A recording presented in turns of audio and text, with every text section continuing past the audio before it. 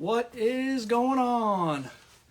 We are going live with Mr. Brock Reinkemeyer tonight and couldn't be more excited.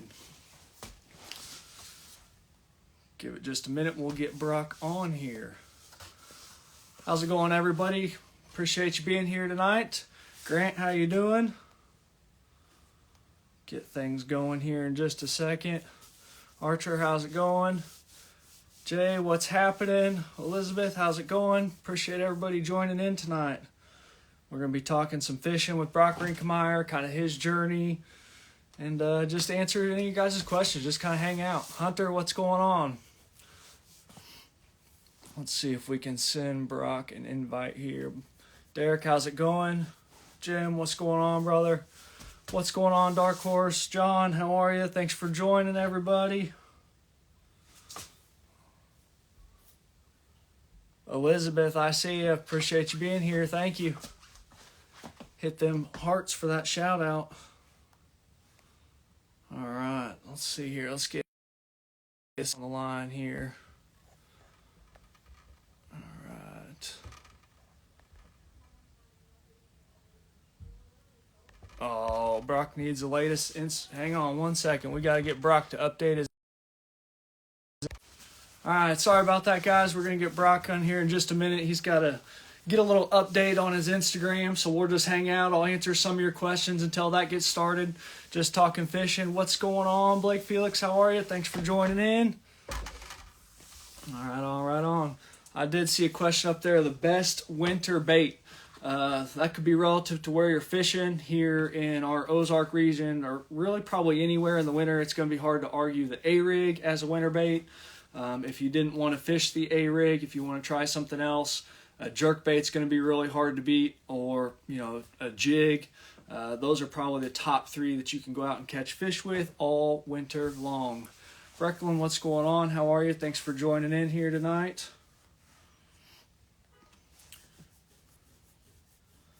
Let's see. It says, are you fishing Table Rock BFL in February? I will be there.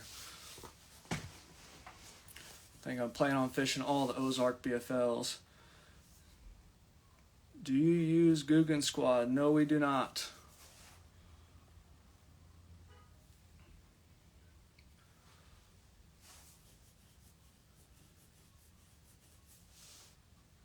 JB, so appreciate the message. I'll check it out here in just a bit. Appreciate you.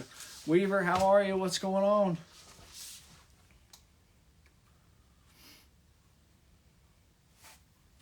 Give me just 1 second, guys. All right, let's see if we can get him.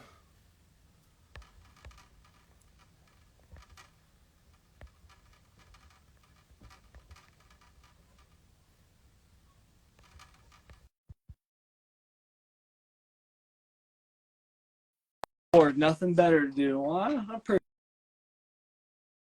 appreciate you joining us, Weaver. Let's see what kind of goofy questions you can come up with. I know you're always in for a good one or two. I didn't see you, Luke. How you doing? I should have just ignored you, though. Made you feel left out. You guys had asked some awesome questions yesterday in Brock's deal. Hope to get him on in just a minute. Again, he had to update his Instagram, so we'll get all that going in just a minute. But appreciate you guys for joining in. Tonight, just going to be talking fishing. Really just wanted to hang out. Been a long time since we've been on live. Just kind of talk about 2023, kind of some things going on at Motion. Want to talk about what's going on in Brock's career, if we can get him on here. Didn't pay his bill. Yeah, no doubt. He probably didn't. That's a fact. Oh, Dave with the zingers. How you doing, Dave? I'm still disappointed that sucker lied to us. Uh-oh. Says he's unable to join. Let's try again. We might have to move this platform.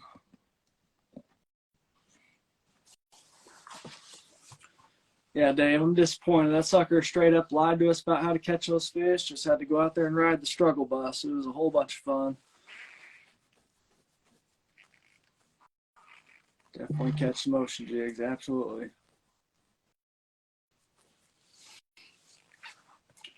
What's going on, Jay Hunter? How are you? Jaw Tech, appreciate you guys being here. How's it going, Colt? Love watching everything you got going on with TikToks and making those baits, pumping them out. It's been cool to watch that journey, man. I'm real excited about that. Proud of you, dude. That's cool. Going all in. I'm jealous. Brock's like a caveman with technology. That's very true. Hang on, he texted me, so give me just a second.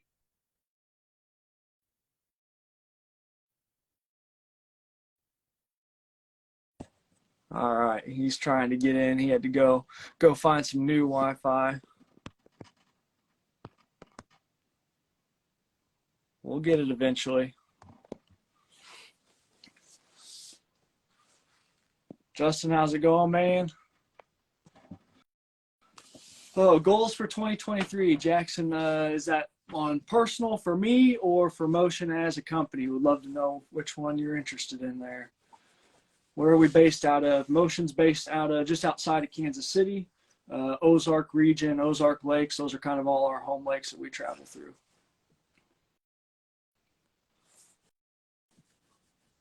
Two weeks of duck hunting. I went on a couple good duck hunts, had a great time.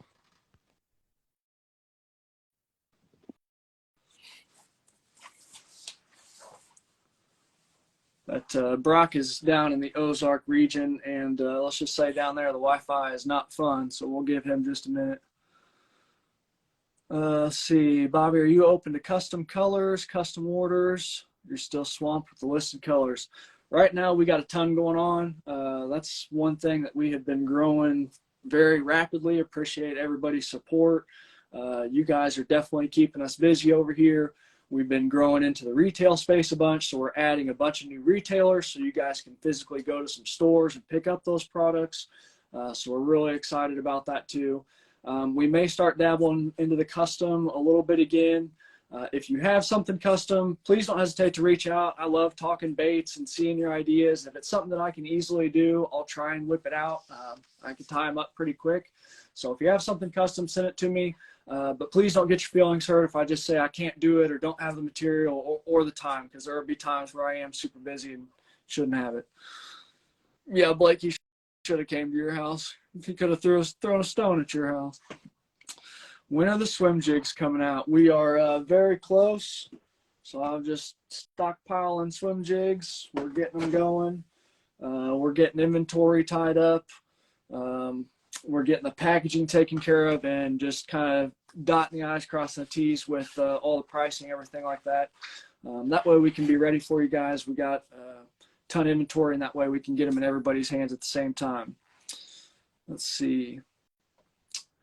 What's a good combo? Bait cast reel, heavy duty. Let's see. Personally, I throw a lot of St. Croix rods and Lew's. A medium heavy or a heavy action rod, 7.2, 7.4, somewhere in there. Those are going to be really good options for kind of a heavy rod. Appreciate everybody joining in. Thanks for being here tonight. Appreciate all the questions so far. I hope we get Brock. If not, we'll reschedule, but we can still talk live for a little bit. We'll figure him out in just a minute. Haven't seen him join yet, so he might be installing and getting new Wi-Fi and all that. I bet he's having fun freaking out.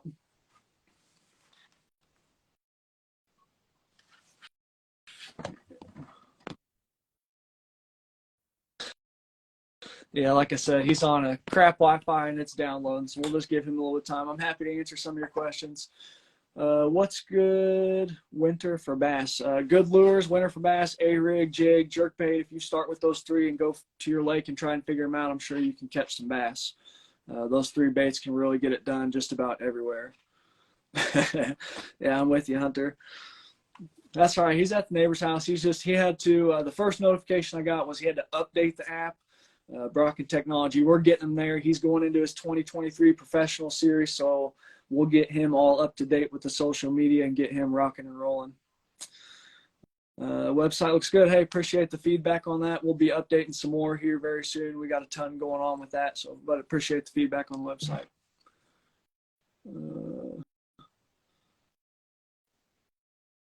One motion jig tried and true in the boat. I appreciate that. That's awesome. What's your favorite color, Derek? Ramon, how's it going? Appreciate you being here. Yeah, Dave, you definitely need to be his manager. Keep him in line, man. Somebody's going to have to travel with him, I guess. Well, so one of us just has to suck it up and go. Hold their hands all the way through it. These boys are, oh, man. Without their dads, they're going to get lost. Mo Crawl, that's a solid color. You can pretty much use that anytime, anywhere. Love it. Hi, Rachel. How are you? Thanks for joining.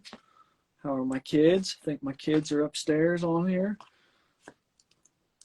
Haven't heard any laughs yet. One too many Bush beers. Yeah, that might be true. That might be true. He did go fishing today, and he got, what did they get? I think they got second or third today in the Angry Pirate, so he might have celebrated with one or two. Wouldn't put it past him. Pirate's always good to sucker you in for one. How's everybody going? Appreciate everybody joining in. Here just talking fishing. We are going to get Brock on here eventually, we hope. If not, we'll reschedule with him and just talk some fishing tonight. But he had to update his app and some technology, so we're getting that going here in just a minute. Everybody having some Wi-Fi issues.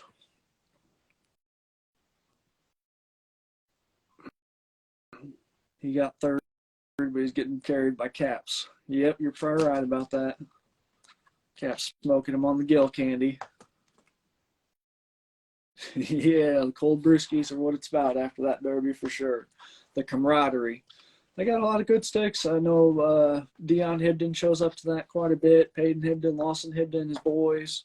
There's a lot of really good sticks that join in that little Tuesday Angry Pirate Derby. It's a good one to go check out. If you guys are in the Ozark regions on a Tuesday in the wintertime, it's a lot of fun. Good camaraderie over there, so go check it out. Appreciate everybody being here. If you have some questions about fishing, winter fishing, about motion fishing, kind of what we've got going on, feel free and ask them. We'll try to cover some stuff here in just a bit too, but just hanging out right now, having a good time.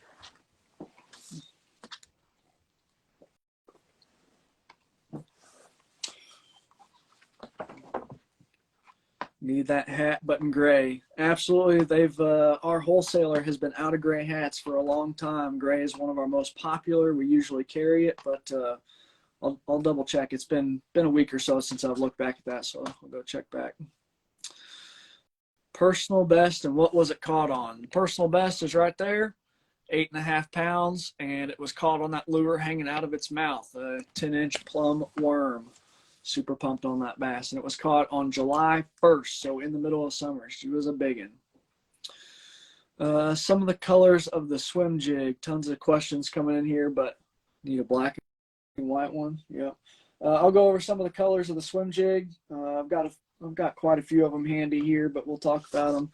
We'll have, starting off kind of in the darker side of things, we'll have black, blue, and it's got some purple in it. We will have the famous Fry Chaser. This one has not been released or talked about really a whole bunch.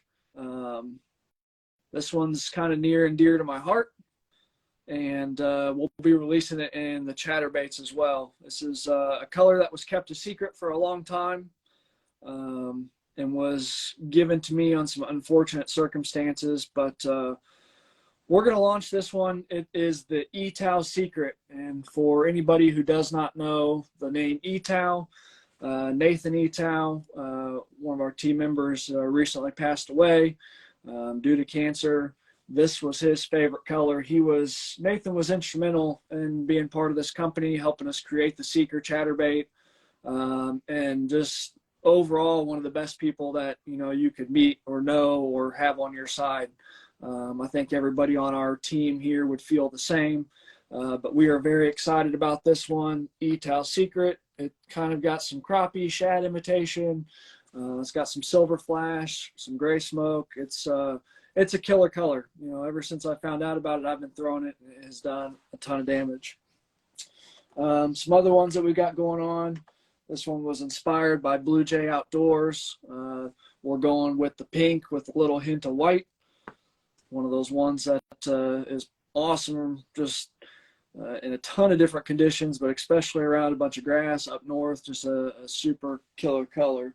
We'll of course have, let's go ahead and get that one out. If we need a bluegill imitation, so we'll have the gill candy, which will be coming in for the bluegill imitation. We'll also have a sexy shad, a white, and we'll probably expand more of those later on, but really want to come out with, a good baseline. We'll have shad imitations, black and blue for the low light conditions. We'll have a bluegill imitation, a couple bluegill imitations, just enough to really get started in that line. And then we've got, 3 or 4 other colors we're really looking at, and some other material that we're trying to get in here too. How much for the swim jigs? Don't have that quite dialed in yet. We're really close on that, but we'll be sure and make an announcement, let you know when those are available and what the cost is. But we're going to be very competitive with the market and bring you a whole lot of quality. Those, of course, are going to be all hand tied as well. How much do you fish? Not as often as I would like to. Running the business, having the family, also got the 9-to-5 job. So time is really limited, especially with the business, going out and helping our boys get content, getting content for ourselves. So pretty limited to a bunch of tournaments and stuff like that. But try to get out at least, once a week, twice a week, something like that. Try to go as often as I can, but doesn't always work that way. Appreciate it, Derek. Appreciate the support. What's the goals for motion fishing? We are still striving to be a premier tackle company within the industry. We want to continue to bring you the best quality at the most affordable price that we can. Motion was really built by our group of anglers to give back to anglers and to give you guys products that last you, save you money on plastics, things like that. So we're going to continue to evolve and grow the brand, expand our product line. We're going to add more plastics. We might move more kind of terminal tackle type stuff, but we're definitely planning on still growing some more. Finesse football, like that idea. Who ties the jigs? We've got several of our team members that tie. I tie probably most of the jigs, 70% of them, something like that. So very busy with there, but we do have some help that helps us. Weaver said this might be a live auction for his jerk baits. I was close. I did get those sent to you today, though. But yeah, he left those in my boat, and I wanted to keep half of them for sure. Needed the Bradley Clowns. Put those in the box. Patch, appreciate you joining. Wonder Boy, how's it going? Nicholas, appreciate you being here. Just talking some fishing, answering your guys' questions. Brock made it. Let's see if we can get him on. That's sweet. I bet he had so much fun. All right, I invited you, Brock. Hopefully you can join now. If not, see if I made it. Yeah. What is happening? Now. Yeah. Am I allowed to turn that That's sideways? awesome. No. Nope. Nope. No, you're screwed. What do you got? Yeah. So how I had to go fun up the was all street that? because I live in the sticks, so I had to run up the street real quick to do the update, I guess. Oh, that's awesome. Technology. I guess we didn't test it for anybody who jumped on the live on my personal page earlier. I guess we didn't test that well enough, I knew did we? something was going to go wrong. I don't know what the heck I'm doing. Yeah, we'll get you squared away. Man, appreciate you being here. We've just been talking a little bit of fishing. I kind of introduced the swim jigs, the swim jig colors, stuff like that. Just been answering some questions that have been coming in. But really, tonight we're just here to talk about fishing. I mean, I've got some questions loaded from you from some that were asked yesterday. We'll answer some on here. But I do want to say something that I haven't talked about. If you see a question or a comment that you find interesting or just really cool, something you get excited about, let's call that person out, and I want to do a giveaway for them. We're going to give away a couple swim jigs, some stickers, maybe some other jigs and some plastics. So just call somebody out as you see that throughout here at some point. It doesn't matter who or when, and we'll give one lucky person, and whoever that is, I'll be sure and send you a message. We'll get you taken care of. That person? Hey, can you be like, yeah, I got some stuff coming for you. Man, so 2023, you're going pro. How do you feel about all that, man? Nerve-wracking, but at the same time, excited. Very excited.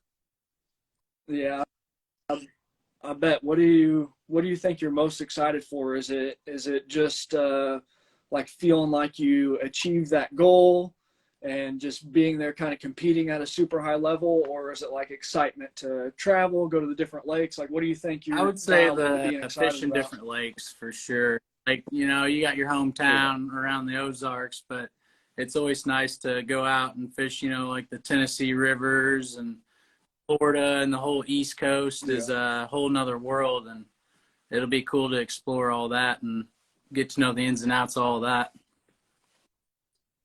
Looking at the schedule, besides Ozarks, because we obviously know that everybody's excited about that, but looking at the schedule, which one do you think you're most excited for, and which one do you think you're most like nervous for, like is a big question I mark to would you? say, I don't know, it's a toss up. Lake Okeechobee is going to be cool just because there's a chance at some big ones.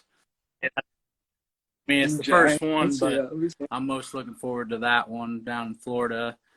The one I'm worried about, I would say the Potomac, just because it's a tidal river and I've never done any of that business at all.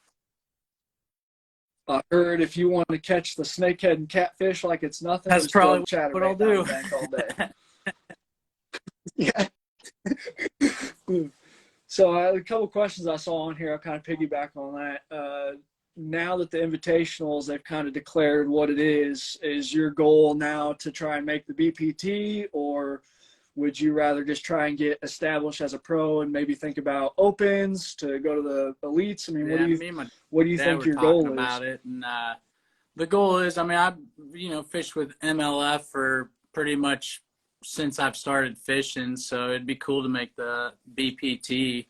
I would say end goal, but Yeah. at the same time, I got a taste of like almost going to the classic. So it'd be hard not to want to try to fish the opens. I was, Yeah. I was fangirling so hard that day. I was so bummed for you, but I was just like, that's all I could think about too. Like, man, like that was like so close, just being so real. Like holy crap, like going to the class. Like it's to me, it's like unimaginable, just because I mean, you fish for it, but it yeah, almost seems fake exactly. until you Now do it, that's bro. all I can think about is making it to the classic. So it's like I would sure like to do that, but at the same time, MLF gives a good opportunity itself. So I have to Yeah. go with this one for now since I've been doing this for so long. I feel like too, really with MLF, like if you look at what the Toyotas are, and then the invitationals, I feel like for your guy that wants to just fish professionally, really I feel like the payouts are almost better on those structures. I mean, I haven't looked at it like crazy deep, but I feel like those payouts for on the MLF side of things for consistency is a little bit better for you, at least to get your money back and not just show up Right. and blow And money all there's only season long. 6 events rather than 9. And like the opens That's a are lot, like lot of all travel. over the place. So, I mean, these are, but Could you 9, imagine? 3 more than what we're doing now that'd be a lot of travel. Could you imagine being one of those elite guys that are fishing like all the elite tournament? I think it was Daryl Gleason I saw. He said he's fishing all the elites and all the opens. Like, Yeah. holy, that's Yeah. that's That's nuts. travel. Uh, John Cox yeah, that's stuff wild. where he's just nonstop. Which I'm, I Yeah, don't blame him. I mean, if you ain't going on, then go. yeah, You like being a yeah. If you're gonna truck fish, you might as well, driver and a right? part-time fisherman, then have at it. Corbin says beer him. That's funny. Bush latte. Tackle work. Yeah, that's awesome. So, who are you looking forward to fishing against the most? Then is it one of the boys, like having the boys like competing with them on a higher level, or are you more excited about I fishing would say, against some other yeah, people? they're the ones I mean, we're all rooting for each other, but at the same time, I would say we're our biggest competition, honestly. Look at all the pros been Yeah. there for a long time, but the people I see are the new people coming up like us that I'm worried about. Yeah. I don't know. I think that's so cool. It's just like, the year that you guys make it, everybody makes it together, and you guys just, your crew that you've been traveling with and trust and hang out with and learn from, like all that, you guys still get that same pack. Like, man, you talk about the most ideal way to And go we're into all that scenario. So that's hard to competitive as beat. hell. I mean, we want it just Yeah. as bad as the next guy, for sure. Yeah, no doubt. That would be cool to see you guys out there. I'm pretty excited about it. What else? You said, are you fishing the Toyotas? You said in I was thinking 2032, about or going to doing the try to? Plains division. I think it starts at Grand, and then goes Yeah. to Kentucky Lake, and then Lake of the Ozarks. I'm gonna try to hit those. It all just depends. I mean, what's Well, if I can get wife approval, I there? You might try to see you at one or two of those, or There's all of them. only three. I'd like to fish all of them, really, but So make it I don't convenient. know. That's what's nice about All the these, Toyotas. They make it convenient because it's only three. You can pick a little yeah. division where you're not just traveling all over the place. You know. Dave said, "Damn right, you're fishing the Toyotas." I saw a question up here I liked. I don't want to pass that one up. Oh yeah, what's your favorite I would technique? say throwing a jig or a jerk bait. Honestly, jig bait. Yeah, I like those. That jerk bait forward Yeah, facing it sonar is kind of definitely hard to beat. changed the game. You can see what your jerk bait's doing instead of not knowing where it's at all the time. You it's too high or Ooh, it's getting way too low. So forward facing sonar definitely changed the game on the jerk bait. sounds like Christmas is coming late for you tomorrow, Blake. Ask if you're Yeah, ready to I pick up just the new got rip done tomorrow. taking some stuff out of it tonight since I fished the old Angry Pirate this morning. Yeah, by the way, Third, congrats on that. yeah. What was it, third? Yeah, did you stay up there Oh around where it yeah, I was, or don't did you go make a far. run? That's for I figured you didn't, so that's cool because I practiced up there and I honest, sucked. I never figured it honestly, out, it but was conditions are probably pretty different. tough down there.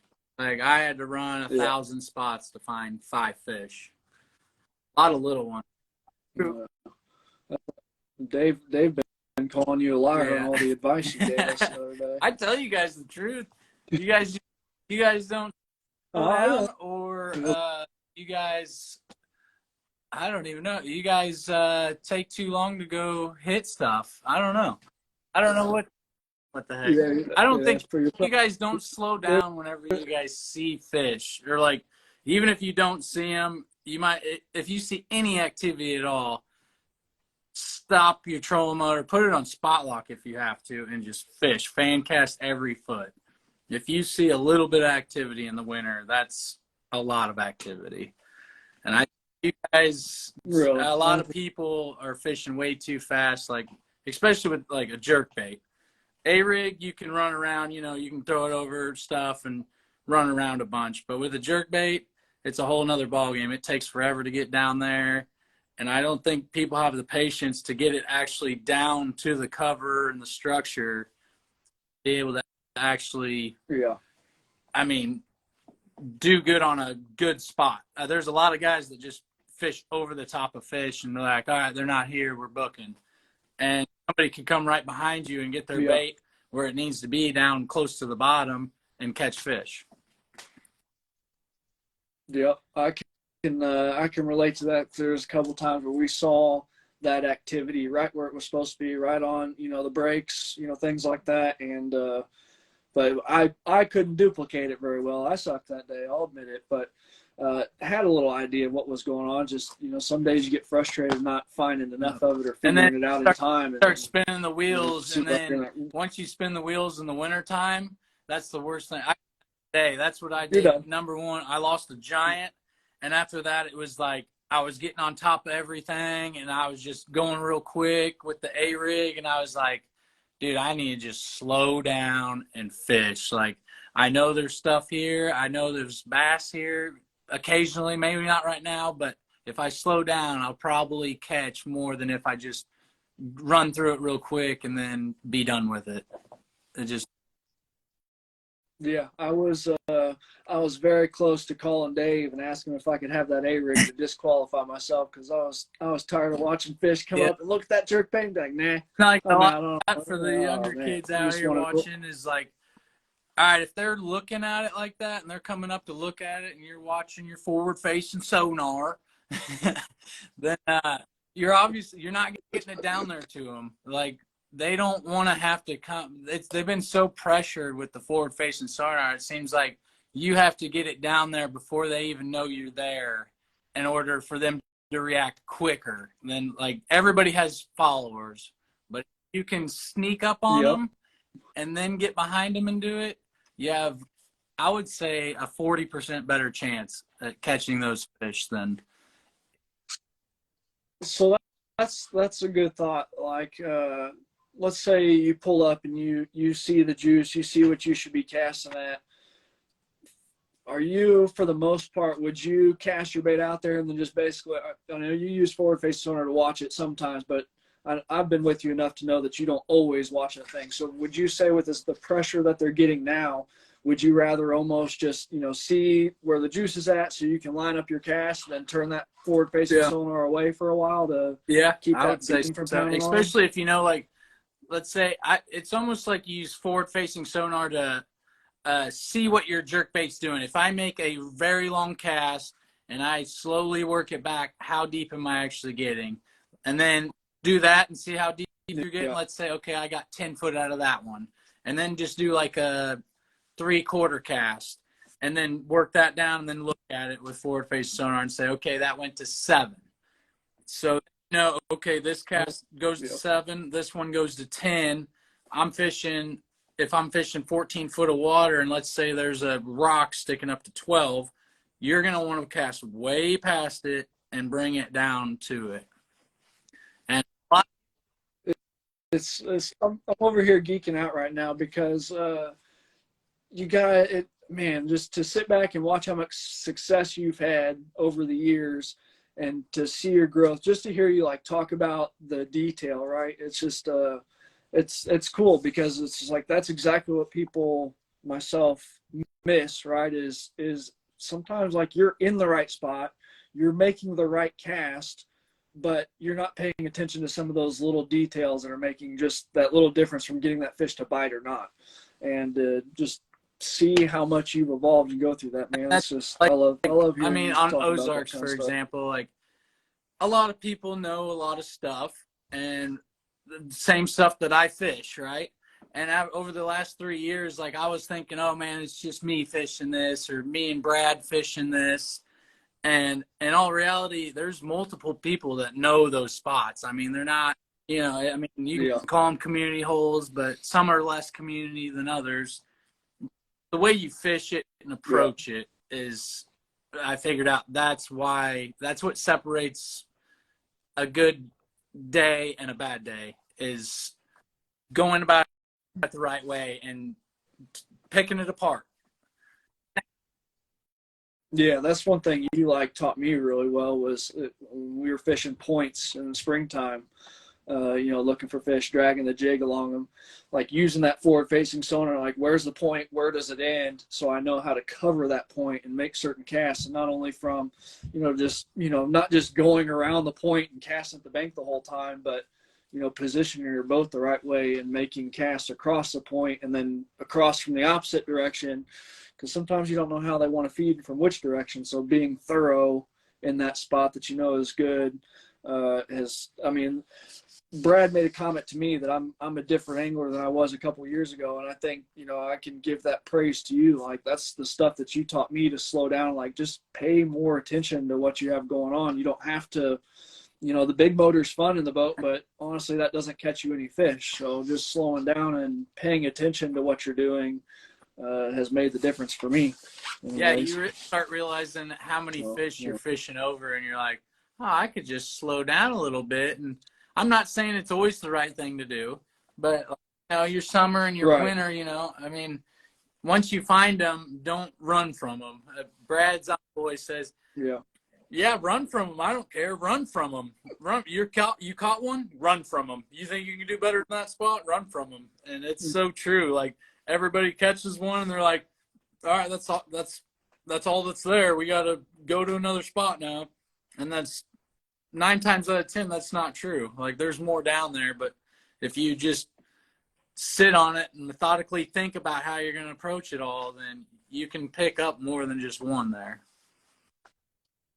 That's one thing I like about that forward-facing sonar too. It's like it blows my mind how many fish can come out of, like, you know, that beam is pretty narrow. So to think about, like, when you see multiple fish in that beam coming out of your off the bottom, out of nowhere, like you don't see anything, and then you get your bait in the right spot, and all of a sudden here come the fish, and there's 3 of them or 4 of them at times. You're like, man, it just blows my mind, like how tight they can sit to the bottom and close together. Like, holy, even worse, you know, like crazy. dude, they are hugging the bottom.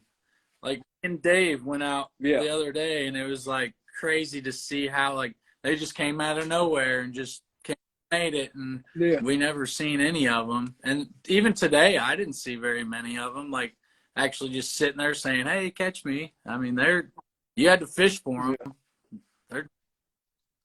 That's the part I feel like I'm getting annoyed of. I know we're sitting here talking about forward-facing sonar, but it's been like it's this huge topic that's in the industry constantly. And it's like I'm getting almost bored and tired of it just from hearing about it.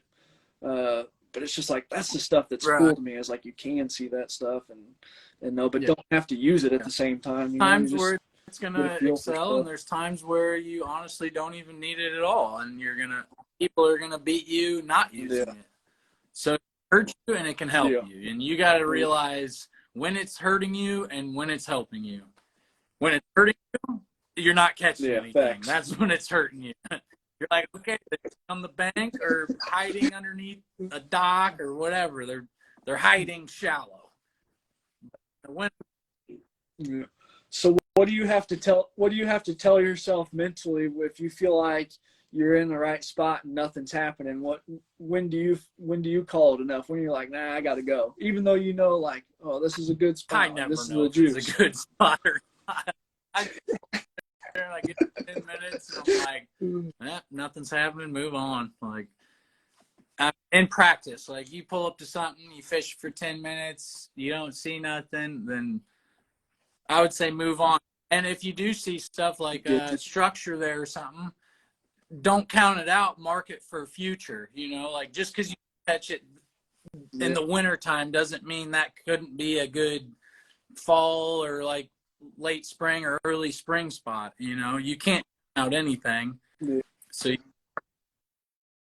Harlan suckered me into the whole you know, doing better with waypoints and you know, chips for each lake. I was like, man, that makes sense to me. Like, that's a cool little process. And but yes, now it's just like every time I was like, I'm like, oh, there's something, ding, ding, mark.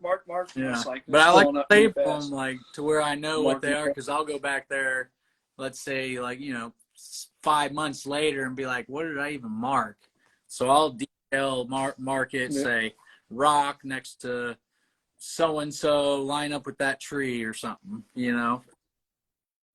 Your type, are you like you title it as a rock, or you just use the icons? I actually type it in on my Lowrance and just, I'll give it like I'll do a 3-word deal. Like, let's say there's a rock by a dock, I'll be like, rock on the dock corner or something.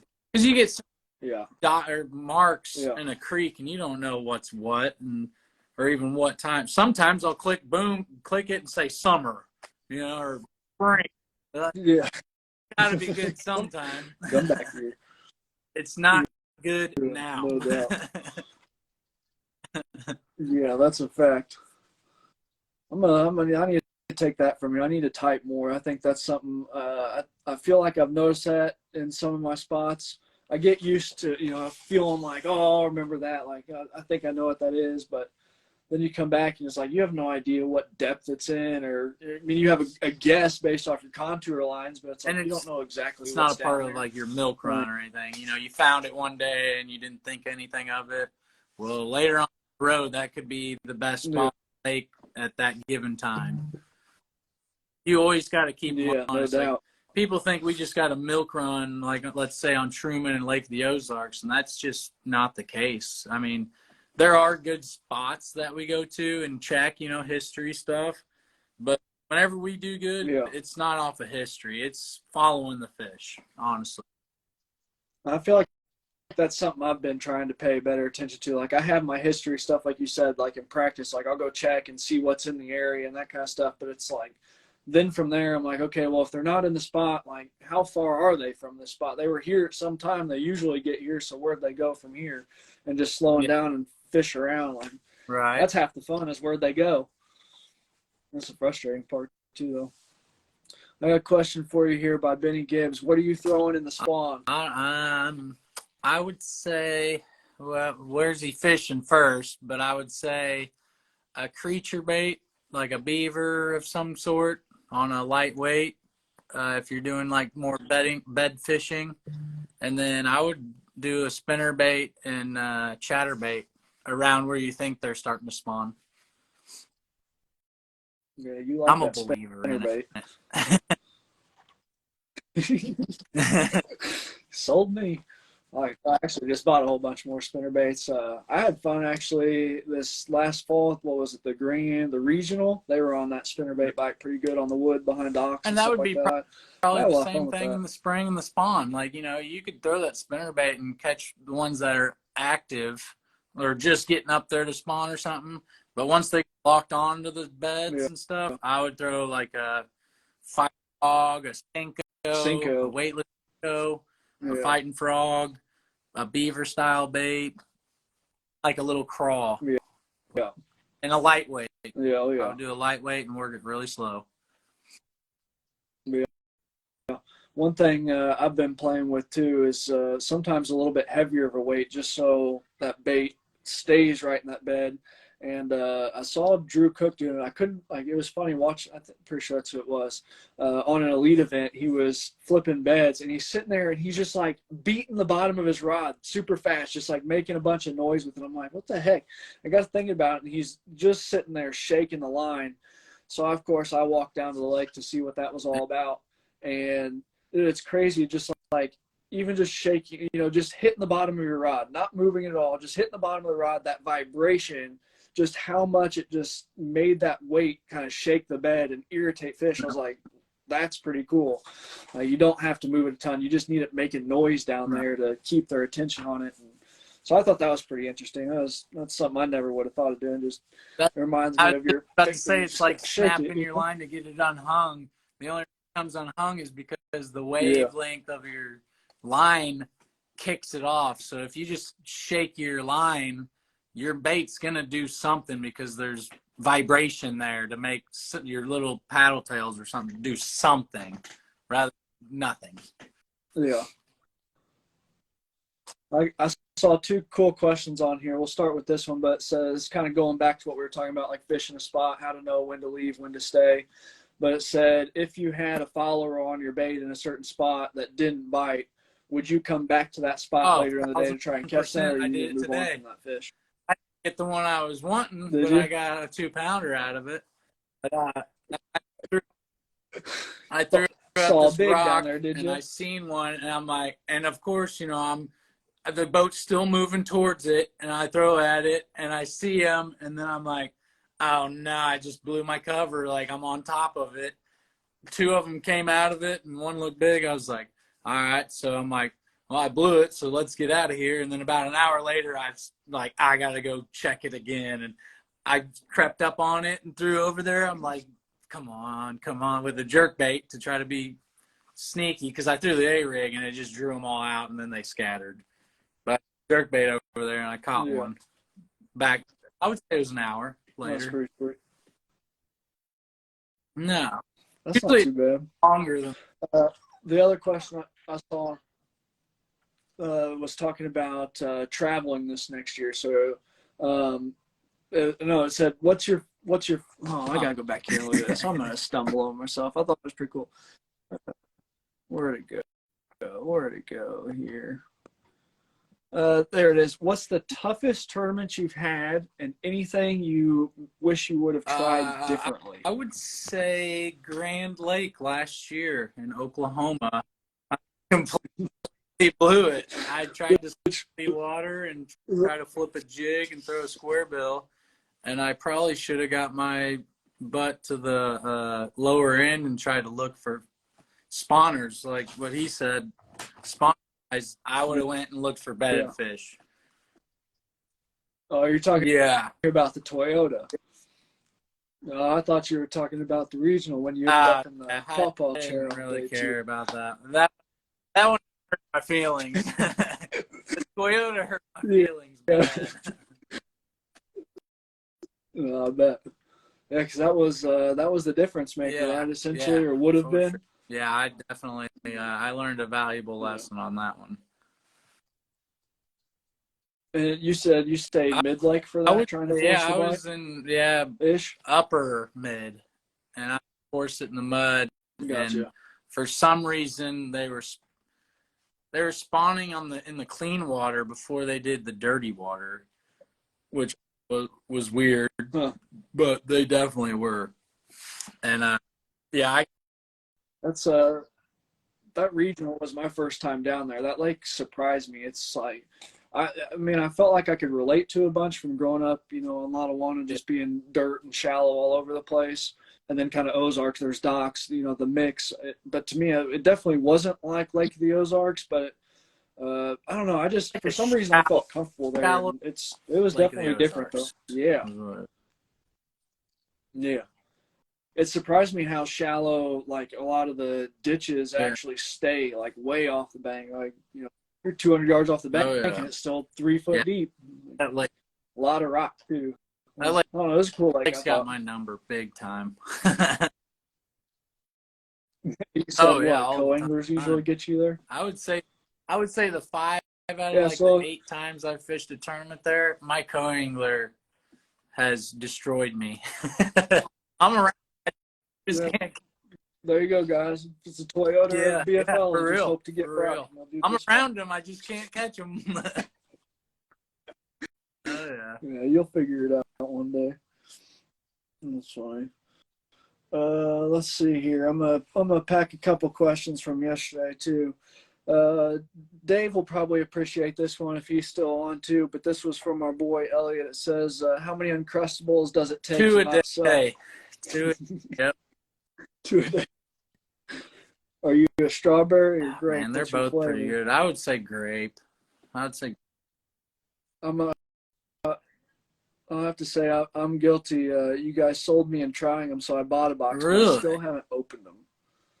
That's what happened last weekend. You didn't open them. Yeah, I didn't even bring them. Let's see. You said you're looking forward to Okeechobee. Here's a good one by Corbin Bailey from yesterday. It says, "What's the most important thing when looking for the right size fish opposed to standard keepers?" Big ones are always doing something just a little bit different than the keepers. Like, let's say you got a bunch of fish on a point, let's say, and the big fish is always going to be kind of a loner by itself. Let's say you're catching a bunch on a secondary point, Corbin, and they're all those 14 inchers or something. We'll go around that point and see if you can find anything smaller to throw at. That's where you're going to find your bigger fish, on the smaller structure and stuff. Or like way off the flat, instead of being super shallow doing it, maybe back off the bank a little bit more. If you're catching them off the bank, but they're all small, do that same thing, but move off the bank and throw to where you're catching the small ones and work it back from there, is what I would say. That's pretty solid advice. So think about, like, what if you got, same with like a break or something, right? Are you looking, if you're catching the small ones on the break, are you looking for maybe the log that's like next to the break or something, or rock that's break, maybe got the bigger ones next to it, something like that? Exactly. Oh, well, that just changes my game. Now I gotta go look for a whole bunch more stuff. Yeah. I'm just gonna stay lost forever. Just follow you around until I get it one day. Man. So, are you ready to design a bait? Maybe. Feel allowed. We need we need to What get to does work on everybody that. By the want me way, to don't let me design? forget. Let's What do they want me to huh? design? I want Yeah, I don't know what we need to ask we got people. What does a Brock Reinkemeyer bait need to 38 be? people that probably have an I mean, opinion. yeah, there's been some I don't know. people joining and coming and going. It's been pretty cool. There's old Delgado.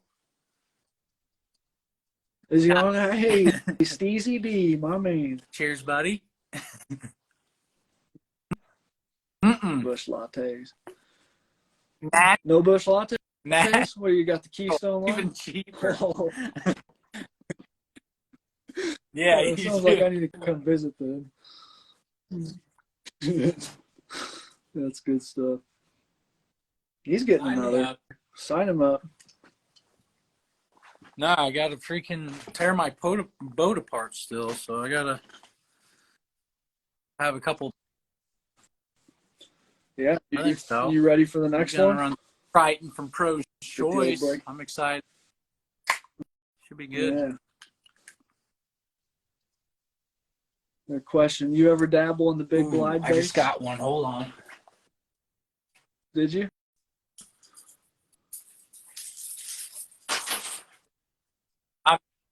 Dave says you need to make whatever you sent to Snapchat the other day.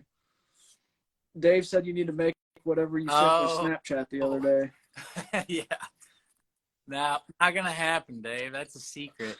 But I just got a couple of these things in the mail. They showed up a month late. Oh, I mean, yeah. not, well, for whenever I was trying to throw them, but.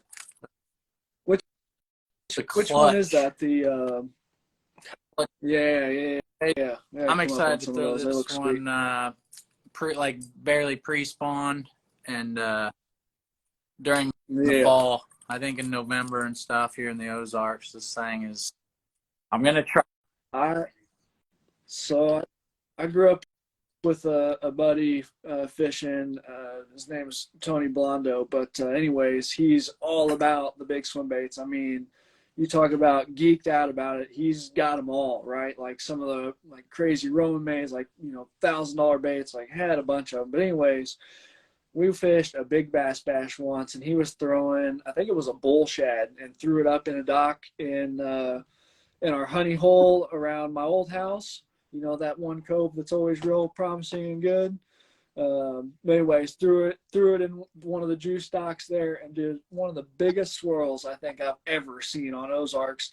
Missed this thing, and I about crapped. I'm like, that's the fish you need for the bash, and it just straight up missed it. We could never get that sucker to bite again. But I was like, oh man, that's so cool, because I wasn't into the big baits then. And that's all he threw the whole time. So I'm like, you do that, I'll try to catch some fish.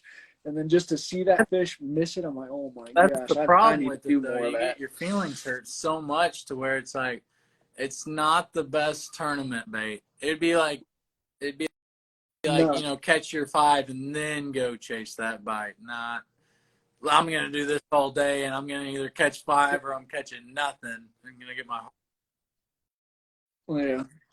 The problem I have too, even trying to like practice with it, is not getting enough bites to like, I feel like I got whatever it is, ADHD, I don't know what it's called, but my attention, like I want to catch bass, and if there's a way that I feel like I know I can catch bass, I'm throwing that bait. And I know the glide bait will do it, but sometimes it feels like those bites just don't come fast enough for me. So it's just like I don't ever give it enough of a shot that I should to start to learn it and everything. So maybe that should be one of my goals. Right. Take nothing else and just do it. I don't know. So another question: what's one of the funniest things that's happened to you or another angler you've been fishing with on the boat? Thing. Oh, there's been so many. Man. Yeah, with the crew you got for sure. Today something pretty wild happened. Actually, one of the wildest things actually happened today. So I was trying to boat flip a big one, I would say 5+ for sure. And I boat flip it, and I had my jerk bait hanging off the side of the boat. Like I put it down and then picked up an A-rig and I was throwing it, and I had one, tried to boat flip it like a dummy, got off, hit the side of the boat, fell in the water, snagged my jerk bait, grabbed that rod, fought it for a second, it came off. I was like, Oh, nuts, man. no I was like, way. what if I would have That caught would've that? been- Is that if you legal? would have actually Like, caught that too. I mean, yeah, it would it'd have be to like, be right. You caught fishing him the with right way 2 the first time. rods or something. I don't know. But it was crazy. Believe it. That was I would say, I'd say as long as they weren't in the water at the yeah. same time, I Yeah, think that's you'd true. be all Nah, right. it was like dang. It was like half in the water. You know. Funniest thing. Yeah. I know the funniest thing. I got it. So we're flipping dock, and my buddy has a big one on, and the dock cable comes out, and like halfway from the dock to the bank, there's like a buoy holding up the cable. Those black buoys like you'd see Yeah. underneath the dock. And I tried to step on it and reach the net to get it, and totally fell in, and just like I stepped on it and it just completely went under, and I got the fish and I fell in the lake, and I'm like, here you go. Look at this Yeah, straight face plant in the water. it was like falling to nothing. I was like, whoa. That's funny. That's like that Pete Glusak breaking his trolling motor cable on live and falling in the lake. Like talk I about watched some that live footage. like That's 20 classic. times. Like you can't. That's hilarious. It was so perfect. I saw another question that I know is going to be near and dear to your heart. It said when or what situations would you throw a topwater pop R out? Well, Luke would know that. No. The old pop R It bite. would be around the spawn, I would say. It would not be necessarily them spawning, but around the spawn and around like a laydown or a tree. Any kind of cover that's showing its head and they're not chasing like a spinner bait or anything. A pop R is the go-to to let it sit there by the cover for longer to get them to react. If anyone isn't confident in Brock's answer, I will tell you need to second guess yourself, because the way I knew he built confidence in that bait is he said he couldn't sleep without hearing the popping of that bait. And people think you have to work a popper slow, but you can work it fast and only stop it where you need to. Like, let's say there's a tree in the water, but it's like 6 yards off the bank. You can cast all the way to the bank and pop it all the way to there and then stop. You don't have to just pop and stop. You can work it quick through there. That bait's been blowing my mind on the versatility of it. I mean, even recently I've seen fish caught in 48-degree water on it, just like barely not moving the thing too. I'm just like, it's insane how where it's like a spinner bait. There's more than like 5 ways to work it. You can slow roll it, fast, pause it. You can do all kinds of stuff. Yeah, they're my pop R tricks. They work. Addicted to it. Hey, your boy's Clutcher here. What's going on? There he is. Thanks, dude. He's got him. It's winter, but yeah, I got to come up on one of those. So I'll be sending you a DM. Yeah, that's a cool bait. The action on those things is just insane. Like 15 casts, right. And I was like, oh yeah, I could see that.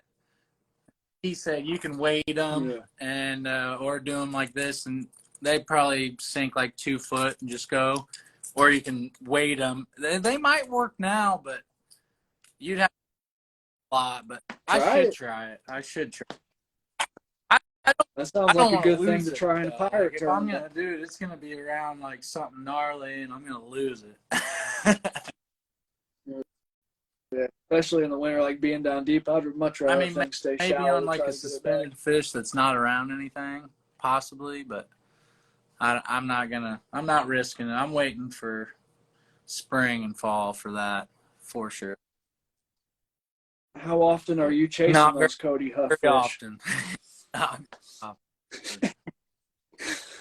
Me either. I want to But I don't go. I spend need to go learn that much that time too. on those lakes, so it's like I probably would do it if, I mean, knowing that they do that stuff and like Table Rock and stuff. I need to get down there and go explore and do that stuff. What do you consider to be the hardest lake around us? Which one do you find most challenging? Stockton can be tough, but it can be good. Yeah, but you don't find it challenging. Sometimes. Well, I guess you can. Yeah, Stockton. that is true. But you have a pretty good track record there, so I wouldn't Truman say can be that's your most challenging. Everybody hates Truman. Yeah, yeah. They're all tough. They're all true. tough. They're all easy and tough. It's pretty wild, like especially like we were talking about. It's like you can just barely miss the recipe, and then it's crickets, or you get it right, and then it feels like you can't do anything wrong. Superman. What's your favorite offshore bait? Ooh, for to ask, sure. A 1/2 ounce or 3/4 ounce gill candy football jig. That, yeah. What? Why that color? because I catch biggins on it. That was, if I'm not mistaken, that was what almost got you. I would say the reason for that color is because if I'm fishing offshore, that usually means it's not muddy, so you want something natural. That's natural. So, what would you consider? I mean, I feel like I know this answer a little bit, but for the people who might not know, what do you consider muddy to where you're like, nope, I'm not going to go any deeper than X for your offshore fishing? Like, what does that look like for you? 1.5 foot visibility, probably, I would say. I don't know. If it looks chocolate milk, I'm not doing it. If you can see You're like a staying up greenish on the tint, bank. you're probably good. But if you see like muddy chocolate milk water, then I ain't fishing offshore. I ain't fishing deeper than 10 foot. Yeah. If I see any kind of mud, but if it's like a cleaner mud than like the greenish tint, about 2 foot down or something, then I'll do off. Yeah. I got to answer a question real quick. It says, is there a gill candy with a black weed guard instead of a bright white one? You're mistaken two colors. So the jig that's got the clear weed guard, that's a clear color. That is the fry chaser jig. The gill candy is more green pumpkin with a bunch of flake and stuff like that, and it's going to have a green pumpkin weed guard in it. So that's the gill candy and the swim jig. I don't think I have a football handy, but that's the color there. Like purple, blue, green pumpkin for the most part. It's got them all natural colors. I like the thing. Got a ton of flash. Let's see. I saw one. It said hard bottom or soft bottom. I don't know if that's relating to offshore, but we'll talk about it for offshore fishing. Does the bottom texture matter to you? Like offshore fishing, he said. I don't know if it was related to offshore fishing, but I'm gonna say it was. It said hard or soft bottom. Like I think it was asking which one might be better. Are you looking for a particular bottom when you're fishing offshore? So like structure definitely matters whenever you're throwing a bottom bait, like your jig or your worm. Definitely you want something down there, some kind of rock, or it shouldn't just be silt or mud. I would definitely go for rockier points and stuff. But if you're talking about open water, I've seen it where it doesn't even matter. Like if they're in the guts of a creek, the bottom doesn't even matter if they're suspended. Like they're only shad in those creeks, and they're just chasing those shad around. They could care less about the bottom. This is an interesting one I've never really thought about, but it says, what's something that you rarely, almost never throw, and why? What's a bait you think you never pick up, and why? Never pick up. Can't say beetle spin. That one's on lock all the time. A bait I never pick up.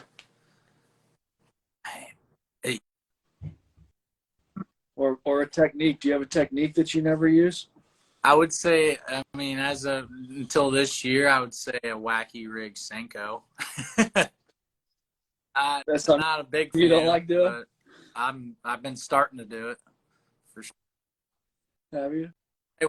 That's I got addicted to that fishing with Cody out here, man. Skipping that thing behind the docks and cables. Like we had games to see what kind of areas we could get that thing in, and when you catch some 7-pounders on it with light line, Right. it makes it a whole bunch of fun. I would say, and then like 10-foot diving crankbaits. For some reason, I don't know. I just hate picking them up, but I need to. Crank.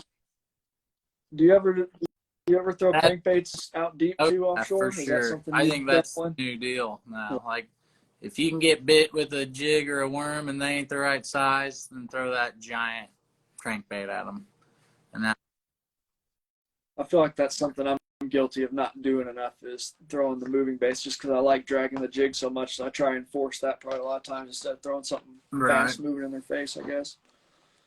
I need to throw more crankbaits in general. I think my comfort zone for crankbaits is like the, rock crawler, wiggle wart, or, something crazy shallow like a square bill or something like that. You put one of those types of moving stuff in my hand, like I'll put my foot on the gas all day long, but get any deeper than that, I feel lost almost. I'd say that 8 to 15 foot, that's the most unused crankbait that I use, and that's what I'm bad at. If they're biting that, I'm not gonna catch them. Well, it sounds like we need a day of that and a day of glide baiting. That's one thing I really picked up was the glide bait until now. So. Yeah, same here. I mean, I've got more than I should own for not throwing them and more rods than I should have for not throwing them. But I'm prepared. I'm ready. I want to. I'm not scared to throw anything, though. If something's working, I'll figure it out. Yeah, I hear that. You almost have to anymore. It's just you got to fish what you're confident in, though, too. That's one thing I've learned from you is having the confidence all day. And then social media and stuff. I mean, it's just helping the ball game on what to make you more versatile than just your standard ways. You see somebody catching something on a spoon, and you're like, oh man, maybe I should try that. And you to go try it, and you catch them, and you're like, oh, okay, I kind of like this. So I don't know. That's exactly why I'm broke from tackle. You got to have all the tools. Yeah, exactly. There's a question in here that says, which rod do you recommend for a chatterbait? I'll answer that one real quick and then see if you have one that you like. But I've got two that I really like. St. Croix Mojo Glass, their rip-in chatter rod, their chatterbait rod. It's a 7.2. I think it's heavy moderate is what it is. That's a fantastic rod. And then the second one I like is the St. Croix Legend Tournament, their rip and chatter. It's more, it's not a glass rod, and both of them kind of have their advantages. I use the glass in more open water situations. I feel like I got just a little bit more sensitivity and play with the fish. But I like that Legend Tournament because it's got just a little bit more backbone. And when I'm fishing around docks and things like that with chatterbait, I feel like it gives me that extra strength to pull it over cables or anything like that I need to. So those are my two: St. Croix Legend Tournament and the Mojo Glass. You throw chatterbaits much? I'm going to, yeah. Yeah. Whenever we have grass. Yeah, I guess you're gonna have to when you get around some grass. I'd say that Victory rod, that 7.1 medium heavy Victory St. Croix would be good. Yeah, I like fish and cover, then it'd probably be good to rip them out of the grass. Yeah, I'd say if you needed a rod that's like a all-around rod, like you don't want to afford buying a specific rod for every technique or bait, that's 7.1. I'd say that's the best one because you use jigs, soft plastics, chatterbaits. Yeah, it's a good little rod. A lot of different baits with that rod. Oh yeah. And they all work pretty good with it. I just use a Lew's, I think speed stick. Any of the Lew's spinnerbait rods is what I use with the chatterbait, or the Magnum Bass Rod 2, I think is what it is. That's what I throw a chatterbait on, or that's what I have anyway. Yeah. I've heard good things. I don't have a ton of experience with those, but been most, around you guys enough to most of the feel loose the good rods, like ones. even like if the low end to the high end, like there's not much different. If it says it's a spinnerbait rod, they're pretty much very similar on action. They might be a little different, but they're all pretty similar. Yeah. I think that's one thing that I liked about St. Croix when I was figuring out which brand I wanted to go in with was like I liked the opportunity to buy like different. It wasn't just like one line of rods that you were buying into. Right? You had like different price points that you could dabble in. And for me, it's like I started with all the Mojo rods. You know, they're $80, $90, $100 rods, and then just kind of started working my way up and building up from there. And it's just like I've had success with all of them, and they've all done good for me. So that's what's cool. Like you said, they all have similar actions. So when I was like, oh, I really like this rod, I want another one, but I'm going to kind of splurge on this one a little bit, and it was similar feel. So someone must know. You said, did you get a fresh cut? I did. You clean? It's a great clip. Oh, he's fading up.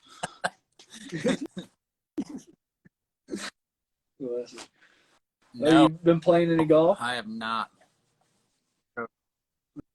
Yeah, that's what I was thinking about trying to play some golf if I can this weekend. If it doesn't snow, I'm supposed to get snow again this week. Lou's shop in Springfield, it doesn't even exist anymore, and I'm very upset about it. That's one place I actually never went into. I never that was got my the honey opportunity to stop. hole, man. I was so bummed whenever they got rid of that. You could go in the bargain bin, and they have bargain bins in there, and you could just go in there and get stuff like half off all the time. It was awesome. Yeah, didn't you get like a bunch of reels out of one of those bargain bins? I mean, you didn't even need a sponsorship or anything. You can just go in there on the right day and just grab all kinds of stuff. But not anymore. I definitely missed out on that. Bad day. Sad day. Well, man, I appreciate you joining. Let's. Do you have a question or comment that you saw that you liked or can remember? Did one stand out to you that you appreciated the answer on? I think you covered most of them, didn't you? Yeah, but I mean, we want to pick someone to give some stuff away to. So, is there a question that you want?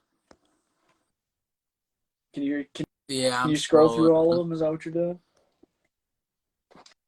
All right, let me get my notes out so I can jot down who it is and not forget. New ink. I almost stole a page out of 10 Horse Monty's and almost did like a pick a number kind of deal. I like that he did that. That was cool. Oh, yeah. I see what you're saying. Make the banjo minnow great again. For the win. Dude. It's a screw golf. Too nice to fish, boys. Who said gotta stay fishing. That should be the winner.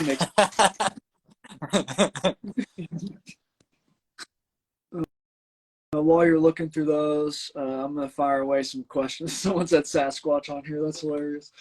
If some questions come in, I'll rifle them as you're looking through that. But one by Brandon H. said, if you had to limit yourself to one rod in the boat, which one would it be? Ooh, it would be a Lou's Magnum Bass Rod 1.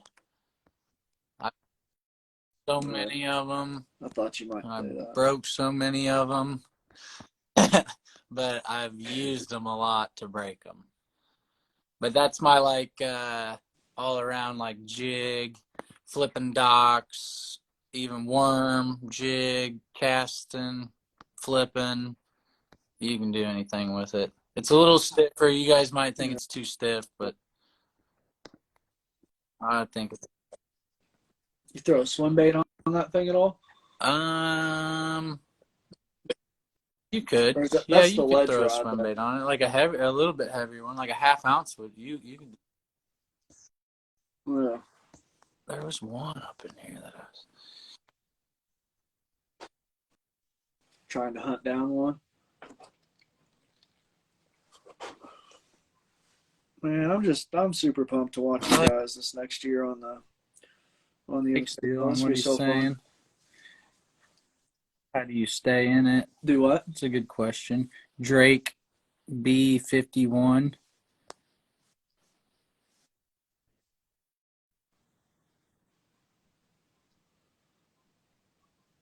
Ooh, I like this question too. By Hunter, it says, "What's your go-to motivation when life and the struggle bus in a tournament's getting you down? Happens to all of us, and how do you Ooh, push through it?" that's the winner. I That's like the winner. that question. All right, You we'll send some through it. stuff to Hunter. Pick somebody else If you too, push though. through, yeah, that's the hard part. That was Hunter? You said. Yeah, so pick somebody else, but I'll send Hunter. I'll get him some good stuff too. We'll That send him Drake some one stuff. had. I think that what was his name? Drake.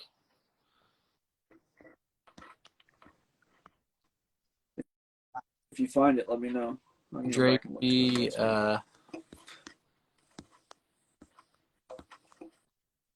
Yeah, try to find that. I'll answer Hunter's question, and I'll let you come back to it while you find that, because I want to know what Drake's Instagram has or handle is. That way I can send him some free stuff. But Hunter, I'll give you kind of my personal perspective on how I push through the tough days, and I'm going to give Brock the credit because again, Brock's helped me these last couple years just with not really motivation or telling me how to do things, but just from like being in the boat with him I'm every now and then, I feel like I telling learn you. about I'm telling you what to do. Huh? Just Yeah.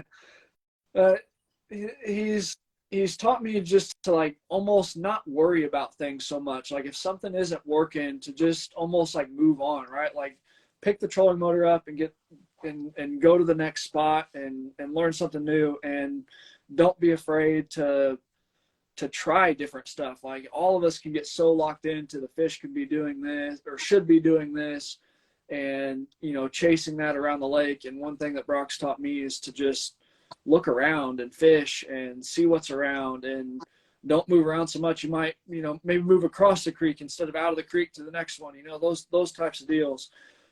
So for me, like when I'm struggling, the thing that I try to think about is to like slow down and try and pay attention to more of the details. Because when it's struggling, like spinning out and just running all over the place is stop you never going right to there. land you on the fish. Saying just move across the creek instead of leaving the creek. Big deal. Like there's been multiple times where I'm in a creek, I fish two little sections, and I get out of there thinking, nope, they're not in here. Well, you could have missed them. There's a whole another bank on the other side, and you think you already write it off, and you shouldn't have. And there's been times where I've rode off creeks, and that just happens to be the creek that's the deal, and I just ran from it. You've also been pretty guilty of Exactly. staying in some creeks for a few hours when you shouldn't have. But that's what I'm getting better at is saying, okay, creek has fish. You can't just fish two spots and then go tell your buddies and they're not in there. I checked it. Yeah, you checked a little sliver of that creek. You didn't check the whole thing, Yeah. It's talking from a guy who hasn't been as successful as Brock. I get to watch a lot of my friends win a bunch of derbies and win these bigger derbies, grow their careers. And at times I'll admit that's frustrating for me because, I want to win. I want to go have the success too. So it's like it's easy for me to beat myself down. So I think the thing that I'm trying to focus on to not get in those places is know that you really you are capable, right? Like you are fully capable of being a pro angler. Like you are fully capable of all these things. You have to put the time in, and you have to be comfortable with failing. And what I mean by that is like we're talking about, like don't be afraid to waste a day in a creek to learn that creek and know what's in there. Like it'll play at some point. Like you'll figure out that creek. So it's not lost information. And you just have to remember, like when you're in those tough spots, like what did I learn today? Well, I didn't catch any bass, but I did learn this creek has this particular drop and this depth that I think can be good here. It's got this channel bend that I never knew about. Like you'll find those little things that you can build yourself back up on. So just that's my advice, is just try to continue and tell yourself and have the confidence and just always be willing to learn something and know that you can learn something and get better at it. Like that's what it's about, is like we're all out there trying, we're giving it our best. And honestly, it's just fishing. Sometimes the fish win. Like at least we're out there fishing, right? Life could be a ton worse. So just enjoy every moment of it, even if it's just a sunrise. Like just go have fun and enjoy being outside. That's really all that matters. And the motivation whenever you don't catch them, what do you want to do? Like a day or two later, you want to go back out there and say, "What did I do wrong? I'm going to figure this out." You know, not catching is almost better than catching them, and some, especially in practice, if you're a tournament fisherman. Yeah. Like practice, you have a terrible day. Like the last day of practice, let's say you practice for 3 days. I don't know how many times in the last 2 hours I've beat my head against the wall until the last 2 hours and figured something out. And I'm like, okay, that's what I'm going to do. I'm going to run with it. And they're biting that way. And I do good in that tournament. Yeah. It's crazy. Like if you can keep your head in it and not get spun out, like the things that can happen in a short amount of time. Like you've told me tons of stories where like, oh, the last, 20 minutes I caught these 3 or big ones. Like it takes 5 casts to get right. Like 5 casts might take you 10 minutes or it might take you 5 minutes. Like just depends on the technique. But that's one thing I continue to tell myself is like, I'm not out of this until that whistle blows, because you never know what can happen. And that saved me. And like people think we're just out there just killing it, but I mean, there's a lot of days where we don't catch them. Yeah, which kind of we'll take Luke's question with that too. Is it kind of relates to that? How important do you think like having the extra time to practice has been for your success? Do you think that that's been the big difference? I would say it's a big deal, but you got to know about how to like since you have that time to go out and practice, how are you actually going to utilize it and actually work to go get it, and not just do the same thing over and over. That's the deal on practice. Like you can overwhelm yourself with a lot of practice. Don't get me wrong. But if you take it all in slow and steady and you have 5 days to figure it out, then take it slow and steady and do it. Don't work yourself up throughout the whole deal. But it definitely helps in the long run. I mean, just different types of year and everything. I mean, you learn stuff, even if you're not catching them, you still learn stuff that you could do later on. Yeah, I think that's why Brad wanted to push you to go all in, was to have the time to learn it and be committed to it, because it is a difference maker. But what do you tell a guy like me who might only have 1 day or 2 days, maybe 3 days max to go practice?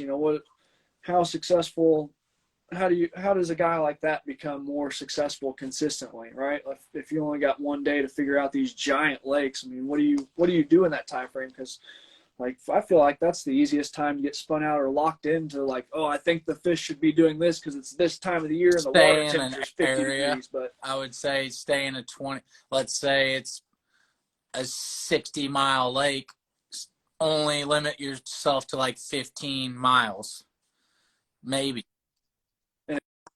If that 15 miles you don't do good, what do you do on tournament day? Go pick a different 15 miles and just have fun, or stay in that 15 very good miles? there, then it's a big tournament on the line, then probably go up into dirty water and just go shallow fishing, I would say. Stay in the same area and just go shallow. I mean, or go to a different area where it is muddy and go hit the bank. Yeah.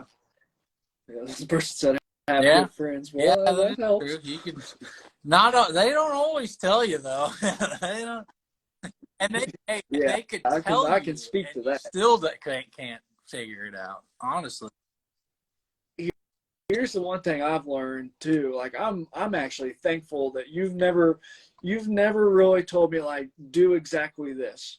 And the thing I appreciate most about that is it allows me to learn. But it's like you cannot go out there and catch somebody else's fish. I don't care who you are or what time of the year it is. Like trying to go do exactly what somebody else does never works for you, or not to the same capacity at least.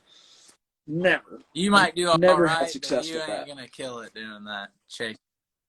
Well, if that person who gave you the advice is catching 20 pounds, like you'll probably go out and catch 15 or less maybe, or not even that sometimes, but you're definitely not going to catch the same caliber because you're not moving the bait the same, or like you said, the patience thing for the jerk bait, like you probably aren't doing the exact same thing. You could be in the same areas, you might even fish the same dang point they did, but you're not doing the same thing.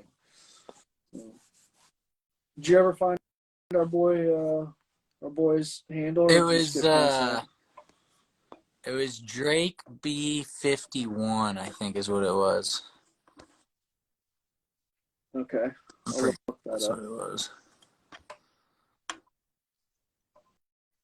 If it was, congratulations. We'll get in contact with you and get you some gear sent out. Drake Bradshaw. All right. Sweet. We'll get him some gear sent out. I'll send him a message. My we'll get him jig, taken care of. Nicholas. They'll eat it. They eat the jig. Yeah. I'm ready for some good jig fishing. I think I'd probably miss that the most.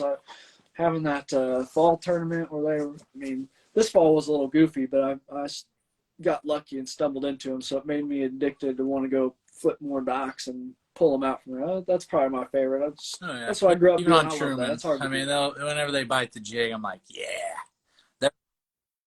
It seemed like that early fall, man. They were biting that little motion jig pretty good. You caught them on it at Ozarks. I caught them on it on Truman. It was working. That's spring and summer. Well, yeah, come on, spring. Yeah, let's go. Maybe it'll change this year. Who knows? Spring's been goofy, man, with the up and down in the water. Still cold, not cold, like 0 to 100. Like, I don't know. I think the weather's been so goofy. Do you think the weather's messing our fish more? Pressure? What do you think it is? Fishing pressure is a big deal. I know this time of year, fishing pressures. People are catching on. And, they see a lot of A-rigs and jerk baits by their. So. Yeah. That's, I was looking at the schedule. I think it's Ozarks in September. You've got, I think it went something like BFL, and then the next weekend was like the Bassmaster Open. Then the next weekend I think is like a high school or college event, or the Toyota, one of the two. And then it's Toyota. I think it's like the full month, like every weekend is a giant tournament on Ozarks. You talk about pressure, and it's like, man, those fish are going to get their brains beat in when you bring that caliber of anglers back to back to back. Like those are going to be some tough derbies, I think.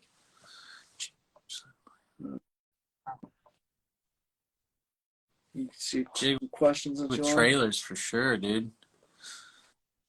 Always the yeah. Well, man, Brock, appreciate you joining us tonight. We'll wrap this up. Drake, appreciate the questions, man. I'll send you a DM. We'll get you some free gear. Same with you, Hunter. I'll have to think about what I want to send you, something special. But appreciate everybody being here. Brock, man, wishing you the best of luck next year. You got one of your biggest fans over here. I can't say biggest because I'm sure Rick's in there listening to me, and he'll argue that. But love you, Rick. But your second biggest fan here. I'll be fangirl for you, man. Look forward to seeing you soon, and congratulations on the success you had. Man. I It's appreciate gonna be fun to watch. You guys, man. Thanks for having me. Thank you, everybody. We appreciate you guys. Be sure and go follow Brock. If you didn't get his socials, at Brock Reinkemeyer Fishing, go check him out. He just expanded his page on the Facebook too. We'll probably get him some more videos throughout the year, so pay attention. We'll be coming out with a ton of content. Thank you. Love you guys. We'll see you soon. See you, Brock. Yep.